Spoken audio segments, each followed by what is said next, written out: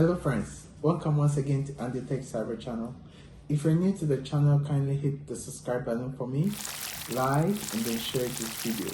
Right. So for today, I'm going to talk about accommodation, for international students.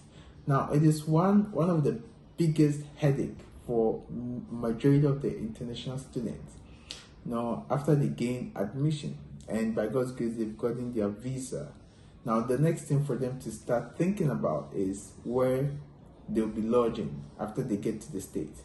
And it becomes critical when the states you're supposed to report, at, you do not really have any family member or a friend there. Now, so I'm just going to share some few ideas on the best ways I feel personally you can end up getting like an accommodation. So I'm going to share my experience. After I had admission, by God's grace, I got my visa.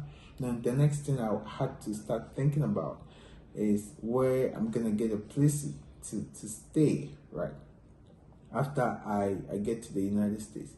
Trust me, it wasn't easy. It was really hard. Now, I'm going to go through what I personally did, how I ended up searching, and how by God's grace I ended up getting a place. So the first thing I started doing was to go on Facebook, right? Because majority of the institutions here, they have Facebook groups where they actually help the students to get accommodation. So I did that. I was searching like everywhere on Facebook for possible accommodations. And the unfortunate thing is, there are a lot of people on Facebook, they pretend to be like realtors, some of them pretend to be landlords, etc. But majority of them are fake. And so you have to be very careful. So I tried that, it didn't really work for me. Now the next thing I had to resort to was trying to find a group, that had, my school, like those that had been admitted at that time. So there was a WhatsApp group. Fortunately for me, I got something like that. I joined, and yeah, we had people posting available accommodations, etc. I had to start talking to some people. Now, finally, I prayed. To be honest, I did pray, and God helped me. My current roommate, I got in touch with him through miraculous ways, and then I ended up getting a place. Now, so that's it for me. So I'm gonna share some few points on how you can end up getting an accommodation, or where to even start searching. Now, the first thing is I said reaching out to student clubs on social media.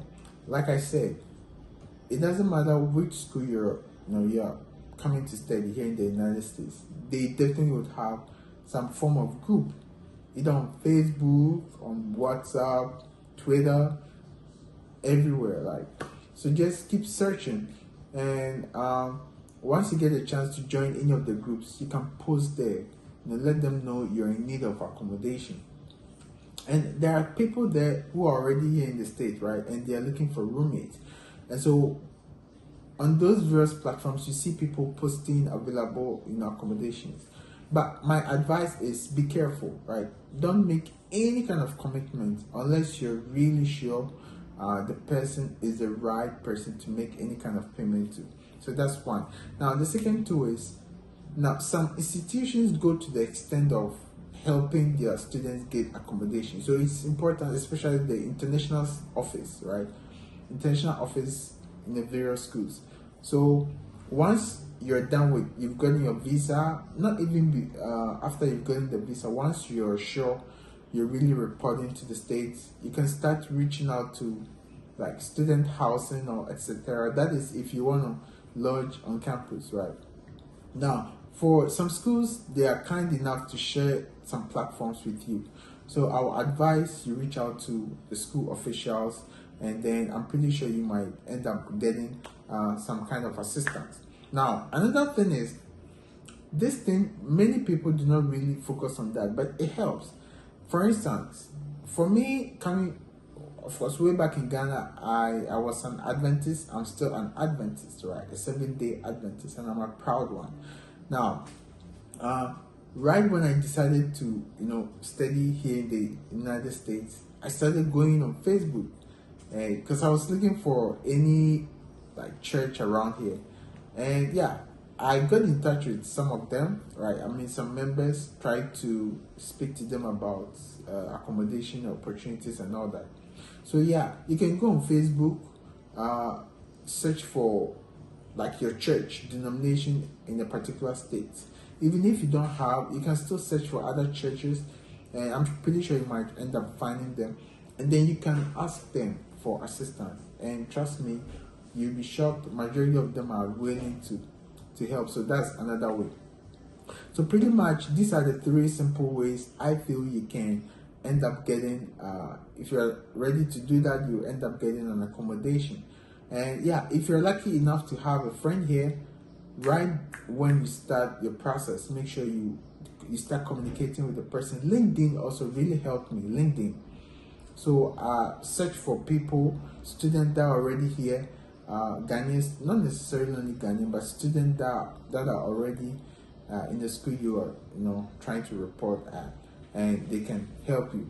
Now, majority of the people ask me, Andy, off-campus and on-campus accommodation, what would be your advice? Now, the honest truth is, on-campus accommodation has benefits or advantages and disadvantages. Likewise, the off-campus. Now, for on-campus, security on campus is assured, right? Because there are security officials all around on campus, and so crime rate on campus, is minimized. But it's really expensive, to be honest. On-campus accommodations are mostly expensive. So if you think, according to your budget, you can lodge on campus, that is fine. That's the perfect place to be, especially regarding the fact that you're new in the United States. But if you know your budget cannot, help you with that option, then you definitely want to resort to the off-campus.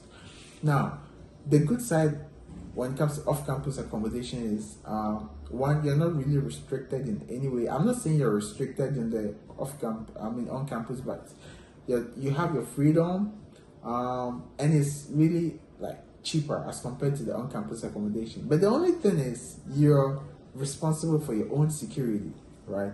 So you have to make sure the particular environment or the particular neighborhood you're trying to find a place is safe enough, right? Because there are some neighborhoods it's a no-go area, so you want to do that research. And also you're responsible for your commute from your home, your apartment to campus, etc. So these are the pros and cons for these two options. But hey, if you're new, if you gain admission and you're planning on traveling to the States, I would say I wish you the best in all your endeavors, but always try to reach out to people that are already here for assistance. Thank you very much, and I'm pretty sure this information is valuable and it's going to help you. Stay safe. Bye.